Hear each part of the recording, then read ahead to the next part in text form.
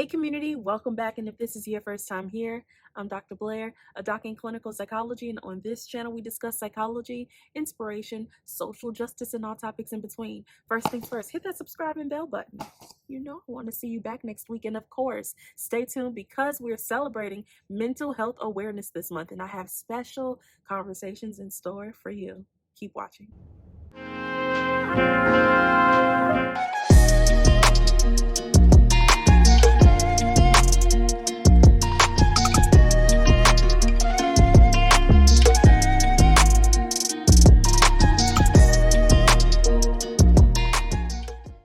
All right, so before we jump into it and have all of these wonderful conversations, as you know, it is Mental Health Awareness. I want to introduce my lovely guest here, my girl, V.Chaney Hoskins. She is a mental health counselor and more specifically also a certified alcohol and drug counselor here in the state of Illinois. I'm saying here in the state of Illinois. All of y'all may not be in the state of Illinois, but she has an array of experiences. Also, let me just add, graduated from Concordia University, so shout out to everybody who went there. She is also a major advocate and very passionate about youth, and specifically youth that are at risk. I know that she works with a few youth very closely.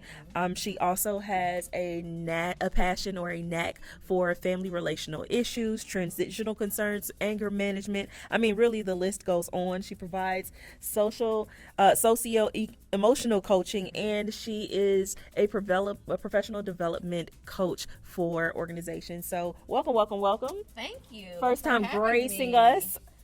The first of many. Yes, the first of many. And I am so excited to jump into these conversations with you. So I'm excited too. Yes, thank you for coming on. And so let me just kind of warn everybody, because we know what's going to happen. And I say that not to say that like we've developed a script or anything, but more so to just give you this heads up that we're gonna have to break this up into parts, because we know you may not have all of the time to sit there and watch all of this in one setting, and so we're instead gonna break this up and give it to you in chunks and parts over the month. And so with that being said, we have an array of topics and just excited. Yeah, me too, because we just might flow into something that we did not think about. That's okay. I'm okay with that. Okay. I'm okay with that. As long as you're okay with that. Yeah, absolutely. And y'all okay with that? Yeah. Okay, cool. All right. So with that being said, let's talk about your passion with youth, and it's especially because I know that you're a huge believer in investing time, depositing gold nuggets, so to speak, and wisdom into youth. So tell us why you feel like that.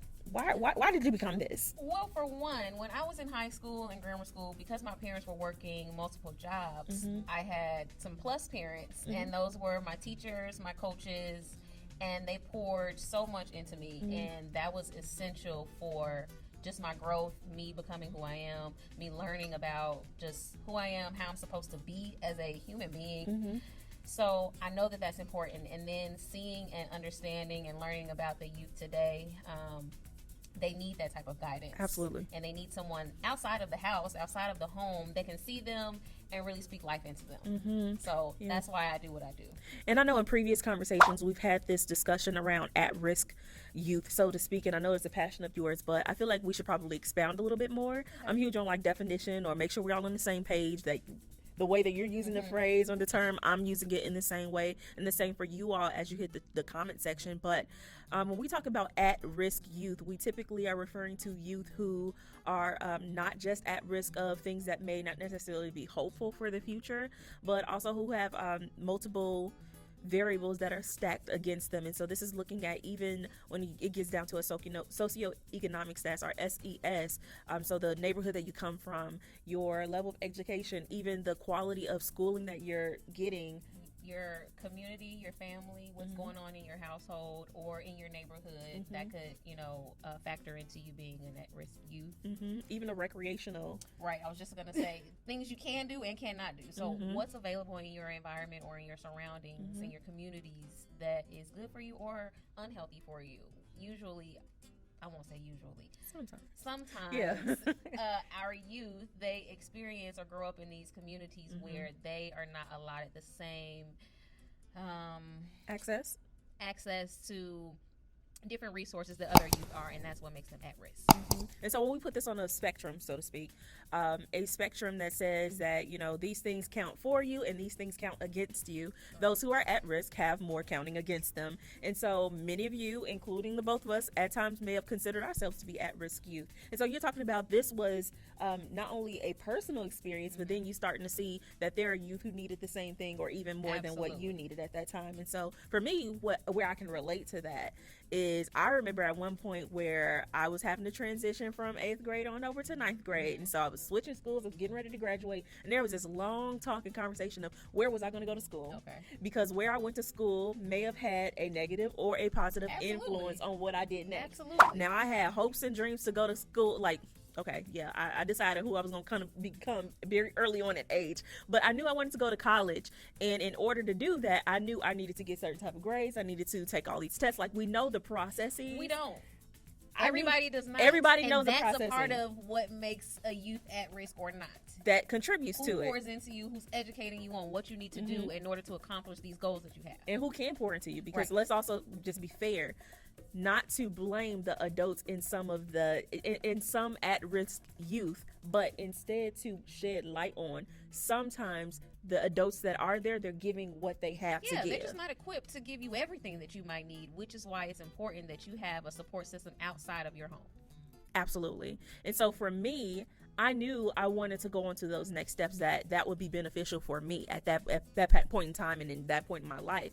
But I knew that if I went to one school versus another school, it could help me or it could hurt me. And so my parents, they knew that as well. And so they really... Especially growing up in Chicago. Yeah, they was like, you going over here. Now, I didn't want to go over here. I wanted to go over there. But they forced me to do that. And that made a major difference in my life. I mean, as much as I might have complained about the school I went to and the experiences that I had, some great, some not great, I digress. At the end of the day, I understood the mission there. And so when you're talking about, we're seeing things that are happening within our communities. I don't even want to say these communities because we grew up there too. In our community. Exactly. They're our communities. They are our children, whether we have our own birth children or not, they are our youth. And so when we take the time to invest in them, an investment is of course not just financial, it's time, emotions, that's a good emotions. That's a good one. Yes. It's just emotions. It's taking me over. Hey. Right, so with the emotions, it's investing emotion, time,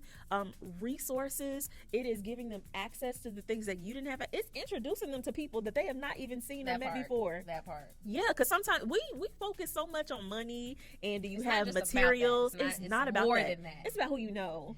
Who you know and what they can do for you. Absolutely. And how can you utilize that to your advantage without using people? And so I say this because I got to witness it. I know that she invests in a smaller group of youth. I do as well. And so what we believe in, and I can say this because we've had this conversation and we witnessed this, is being able to bring them in, will them in, and impart into them what we didn't see that everybody else is getting access to, or what we may not have had as well. Now that varies because not every youth needs the same thing. Right. You have to be able to really just pay attention to what their behaviors are, and it could be something very minute, very small, or it can be something extreme, like you can see that they're hungry, visibly hungry. One other one that's maybe not as prominent or out there is if they're vocal or not. If something is going on at home, a lot of times youth are not. They don't want to talk about that. Well, why not? Shame, embarrassment, maybe from what they can see other people have that they do not have. Afraid of being made fun of. May I also add to this clinically, from a professional perspective? I know we two professionals talking, having a conversation, but professionally speaking, youth aren't developmentally at the same place that we are as adults. Yeah. And so when your brain is not fully developed, there are parts of your brain that you're better able to manage later on in life that you cannot do then. This is why you see some youth who are, let's just say, we get terms like acting out. You see they always have an angry outburst, or in school, what do we call them? We call them bad. Let's just put it for what it is. Call a spade a spade. Or, I used to work in an alternative school. They would diagnose them with the misconduct, or I'm mixing up the words, the misconduct disorder. Conduct disorder. All of them had it. It's like, Yeah, but they're kids though. At Right. the end of the day, Exactly. they're not all bad. And it's not all ADHD. Right. That part. It's definitely not Another all that. topic. However, it's easier to kind of point the finger and be like, oh, well, this is just their problem. Yeah. This is why they're acting like that. And it's bigger than that. Bigger than that, Bigger yeah, than that. absolutely. And so when we look at it neurologically and the influences that it has on your ability to not only understand, identify what that emotion is, but also your ability to manage the emotion that you're experiencing, all of that intertwined together. Sometimes we see this more. No, we acknowledge this more in teenagers. This is when you say, oh, they're having mood swings. Oh, teens, they're so moody, right? These are things that we hear often, but I want you to know the science behind why it's happening. It's actually congruent with them developing into adulthood. Right. It's the growth happening. It's part growing of life. pains. I would say that that's the growing pains. It is, and it can be painful. Because it's painful for the parents and everybody. It's that has painful to for them deal, too, right? Because they don't understand what's going on. They're like, help me. Mhm. The part of the managing the Full emotions, circle. we have to educate them. Okay, you're going through this. Let's talk about how you're feeling, what this looks like, and why you're feeling the way that you're feeling. Instead of saying, just get over yourself or go do something Right. productive. Like, they don't know what that means. They don't know why they're feeling the way that they're feeling. Whatever thoughts they might be having, they don't understand. Absolutely. So they're looking for you as in the adult or older person around them, their support system, to pour into them and educate them on this. Yeah. When we don't do that, I'm including myself in this because I'm not a youth, but I deal with youth. We have to take that opportunity to cultivate an environment and nurture our youth so that we can have a better community. Not just a better community, a more unified community, honestly. And so as we are investing in our youth, we want to see a return on our investment. Honestly, let's be real. We don't want to put all this time, We're not blood, doing sweat, it and tears for nothing. I know we that there's want a it to reason why yeah, we're doing you want to this. yield some results, something that actually, and that's where we get down to that unified community, that they are in things that are helpful for them and also hopeful for their future. And so it brings me to a scripture. I'm not going to quote the whole thing because I don't know the whole scripture, but y'all look it up. Romans chapter 15, verse 13, where it talks about that God is a God of hope and he fills us with peace, with joy. And it talks about how he has things and plans in store for our future. And so this is really to our youth who end up being afraid of the future, who end up feeling despair, who end up just saying whatever about the future because the adults around them are saying whatever about your future. Maybe they're not saying those words. Or they're just not saying the right things. They're not saying anything. Yes. They're looking for the kids. Which is saying something. That's true. That's true. I've seen adults and they're just in the household. The kids are running around. Where's the parent? Yeah. And when I say parent, where's the person that is leading The this caregiver, household? yeah. You know, everybody is just every man for themselves. That's not how you teach. Yeah. Agreed. And this is not us really giving a parenting class, because I think that there's always that person who needs someone to extend outside of their own biological family. That's perfectly fine. What we're talking about is the principle that as people who have gotten to certain places, that we need to see a lot more of us, not just millennials, but a lot more of us adults that are willing to pour into youth. And yes, it's a lot of work, but it's worth it, because at a certain point, we're going to need them to take over. Exactly. That's why it's important that we do it. We're closer to them in age, and we are adults. Oh, yeah. Older adults. Adults.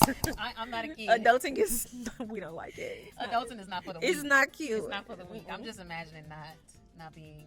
It's okay. Not recommended. But anywho's, I agree with you. And what I would lastly say about this is, how you invest is on the spectrum, and who you invest in to what point is also on the spectrum. It's really up to you to say, okay, well, that person, I can really help you with this. You need a little bit more of something that I don't have. You gotta know what you got Yes. in order to know how you can get it. Yeah, because if you say need need $30 this. and I have $5, I can't give you the 30. I don't have it to give. Stop taking on what you can't do. I'm just saying that we all have to know our capacity, and we all have to know what we have in order to impart into others. Absolutely. And so as you do that, you also have to be patient with That's the you, key. because from That's the generation to key. generation, doesn't it vary? Patience, understanding, and an open mind. The key is an open mind. Absolutely. I think that's the most important. Because Gen Z ain't different.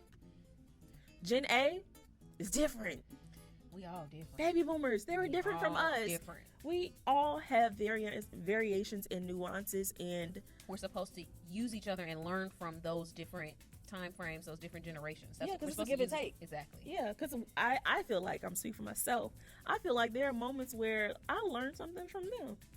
all the And time. it's like, what? All the time. It's eye-opening, keeps you young, it keeps you understanding, it keeps you connected to people. That was my word that I had in my head. I'm like, I like to work with youth because it keeps me connected. Yeah. If we get older and I don't have no kids, how am I stay connected to what's going on and stay relevant in what I do for them? If I don't work with them and they don't educate me, or I don't allow them to educate me, that's a fair question. I can't help them. So who's investing in our youth?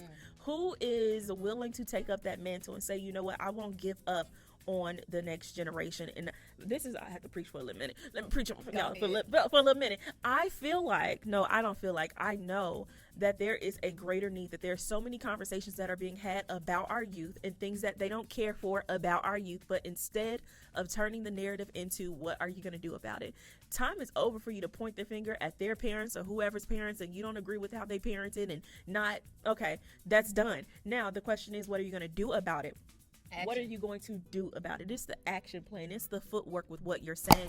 And so if you are, you've thrown up your hands and you say I'm Switzerland at this point, then you're part of the problem. Once they see that, they're going to be like, see, that's why I gave you a hard time. I knew you were going to give up on me. The ones that have given me the hardest time, I can feel that they're waiting on me to give up. And then when I don't, they'll ask me why I didn't. Or maybe not specifically those words verbatim, but they will inquire, or they'll say something along the lines of, you're real patient. That's what they'll say. You ever gone through anything like this before? I've had a kid say that before, and I'm like, absolutely. Yeah. And once you let them know you're not alone, I've been through this too, give them a little snippet, and they're like, okay, you're real. You're real. And see, it's stuff like this where, because I know people are wondering, like, how exactly is this connected to mental health awareness?